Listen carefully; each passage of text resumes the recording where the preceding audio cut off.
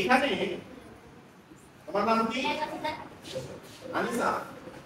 আচ্ছা, আনিসা এই গুণটা করতে পারছে না, এটা আমাদের জন্য খুব লজ্জার বিষয়, কারণ নিয়মিত স্কুলে আসে না। স্কুলে না এলে এরকম হাল হয়। এবার এখানে ও 8 দুগুণ 16, 16 6 লিখেছে এবং হাতে 1, ঠিক আছে, এটুকু কোনো অসুবিধা নেই। কিন্তু তারপরে ও বলছে যে শূন্যকে 2 দিয়ে গুণ করলে কত হবে বলছো? তুমি বলছো যে শূন্যকে 2 দিয়ে গুণ করলে ও বলছে যে 2 হবে, কিন্তু না, তাই কি হয়? এদিকে উত্তর দাও সবাই। না, 2 হয় না। কত হয়? 0 হয়। আমরা জানি 0 হয়। এটাকে এটা দিয়ে গুণ করলে, 2 দিয়ে গুণ করলে 0 হয়। কিন্তু কেন 0 হয়? কিন্তু কেন? দেখো,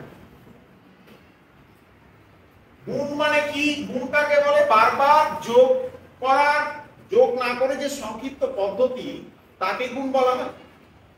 বারবার একই সংখ্যাকে বারবার যোগ না করে সংক্ষিপ্ত পদ্ধতিতে যেটা করা হয়, হিসাব করা হয়, সেটাকে গুণ বলে। এখানে কাকে গুণ করছি? শূন্যকে গুণ করছি। কত দিয়ে? 2 দিয়ে। তাহলে শূন্যকে 2 বার যোগ করছি। তাহলে শূন্যকে কয়বার যোগ করছি? 2 বার। শূন্যকে 2 দিয়ে 2 বার যোগ করে কত পাই? শূন্যকে যতবারই যোগ করো শূন্যই পাবে না? এবার এখানে দুটা শূন্য ছিল, যেমন মনে করো 2 কে 2 দিয়ে গুণ করলাম, তাহলে 2 দিয়ে কত হয়? 4 হয়, ঠিক? তার মানে কি 2 কে 2 বার যোগ করছি, এখানে 4 পাচ্ছি, ঠিক? এই যে 2 বার একই সংখ্যা কতবার যোগ করেছি? 2 বার। এর 2 দিয়ে গুণ করেছি, 4 পেয়েছি, এখানে যোগ করলে 4 পেয়েছি, ঠিক? শূন্যকে কতবার যোগ করেছি? 2 বার। তাহলে শূন্য এখানে বসাচ্ছি, কতবার যোগ করেছি? 2 বার। এজন্য 2 দিয়ে গুণ করেছি, তাহলে শূন্য হবে। এবার বুঝতে পেরেছো কেন শূন্য হবে? হ্যাঁ।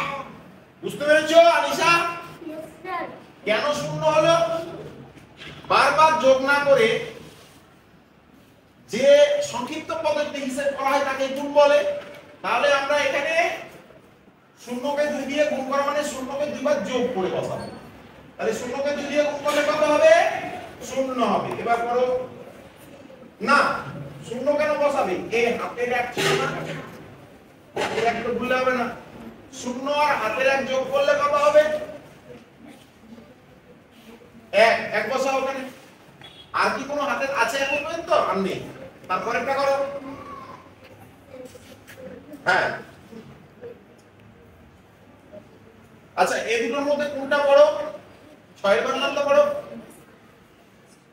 হ্যাঁ, 6 দুগুণে 12। বসিয়ে দাও। 12 2 বসাও। এত ছোট না, এটা খাতা নয় যে, আমি বাস্তব বলছি। আচ্ছা, 12 বসিয়ে দিলে, কারণ এদিকে আর কোনো গুণ করতে নেই, তার জন্য। বেশ, তারপর একটু আমরা করি, এটা ক্লোজ করে দাও।